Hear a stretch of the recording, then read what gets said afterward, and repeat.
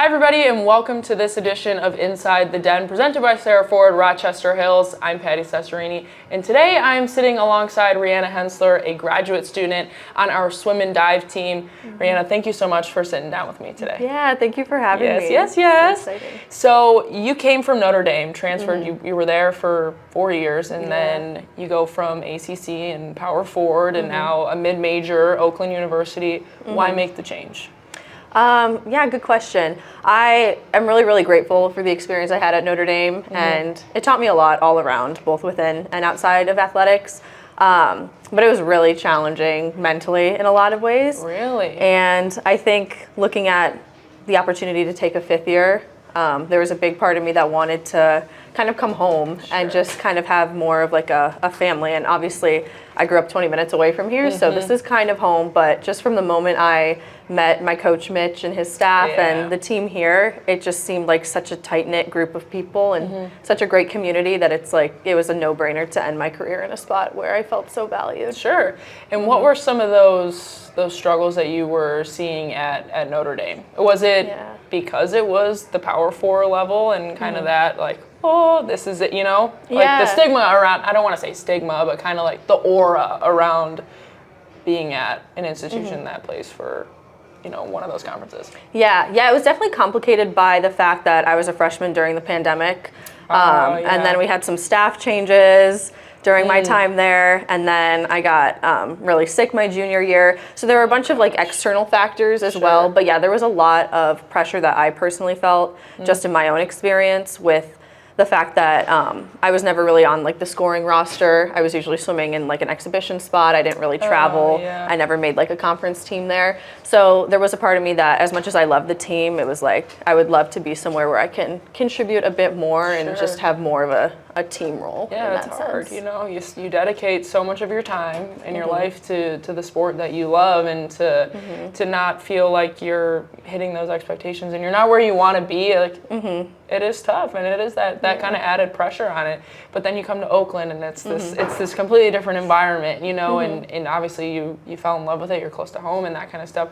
But what differences do you really see between whether it's from a school standpoint or from, you know, a resources standpoint from an ACC to now Horizon League level? Yeah, I think kind of going back to what I was saying before, everybody here is just such a family, and there's such a tight-knit group here. I think at sort of like a Power Four level, there wasn't a lot of like personable communication. Even just this year, I met with the AD here, and he was super just excited to get to know me as a person, and really I could feel that he cares about me as more than an athlete. And I think at bigger schools, some of that is lost because it is a business, and there's a lot more than just like who you are as a person that goes into it. So here was just definitely more of like a community. Yeah, and part of that business aspect of it too is for yourself as well, because the NIL piece of things it's ridiculous at that level.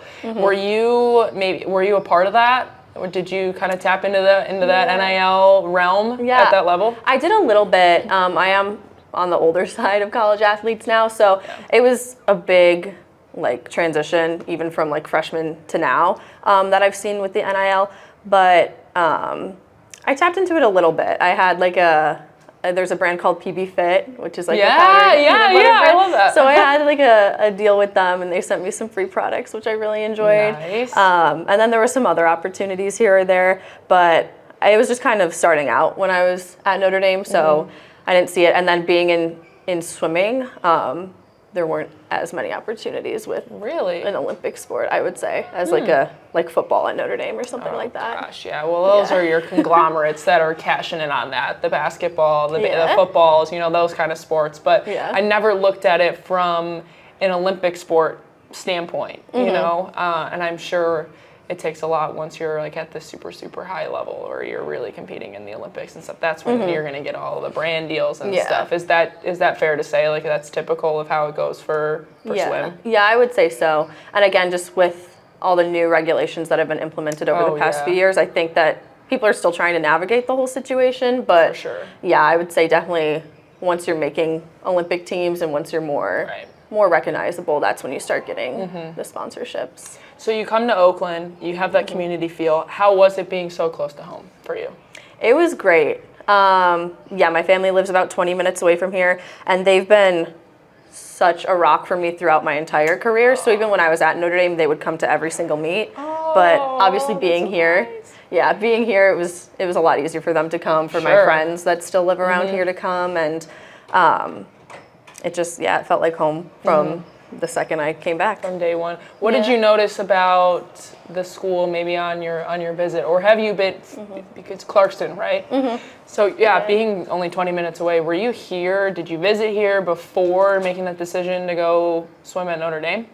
I grew up around here, so I would have meets here sometimes when I was an age group swimmer. And even when I was going through the original recruiting process, I really, really enjoyed my conversations with the coaching staff here, and I could tell that, again, the team was a great environment. But when I was 18, I was interested in kind of moving away from home and having that experience, so that was a big part of why I decided to leave.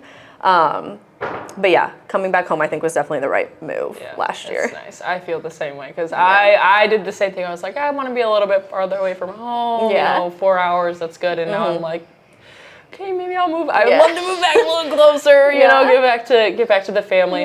So what are your plans for after graduation? Yeah, I'm not totally sure yet. I'm currently pursuing a master's in clinical mental health counseling. So I was psychology in undergrad. Now I'm getting my master's, and I don't know exactly what population of people I want to work with yet, but I still have about a year left in my program here.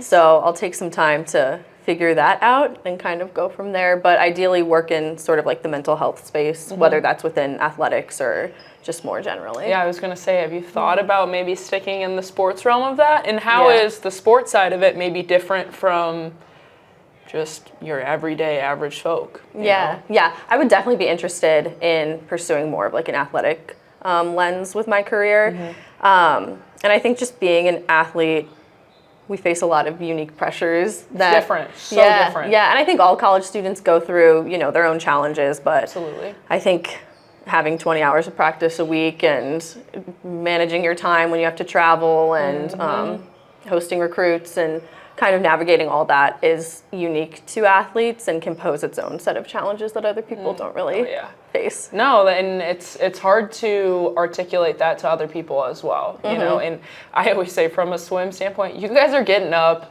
so early, like it is still dark outside and you're going to practice, but then you have practice also in the afternoon if you have those 2-a-days, but then throw a lift in the middle. They're like, the other sports, to my knowledge, aren't experiencing that unless it's you're going in on your own, like an open gym, but it's not scheduled 2-a-days plus a lift, so really like a 3-a-day, which is just insane to me. I'm like, you guys are a different breed, and I give you all the credit in the world because I don't know if I could do that if I could wake up, but it's a testament too to how much you really love your sport. And the last question I have for you is along the lines of that. You know, looking back at all of your career. What was your favorite moment for you? This is a tough question, broad question, I know. This is a really tough moment, or a really tough question. I feel like there's been so many moments, because I've been swimming for 16 years, so there's a lot. But I do think just having that last meet here, our conference championship, winning the conference title, and winning it was awesome, but also doing it with a team that feels like a family just made it that much better. Yeah, and it was just a great way to end my career in a space where, like, yes, we were successful, but also I did it with people that I really care about and I know really care about me. And I think that is something that unfortunately not everybody has in their athletic career. They can't end their career in a place like that. So I'm just so grateful for the opportunity to have been here. We were happy to have you here. Well, Rhianna, I wish you the best of luck moving forward in your career after this. Thank you so much for the time and coming to sit down and chat with me. Yeah, thank you for having me. Of course. And that is it for this edition of Inside the Den, and we will see you next time. One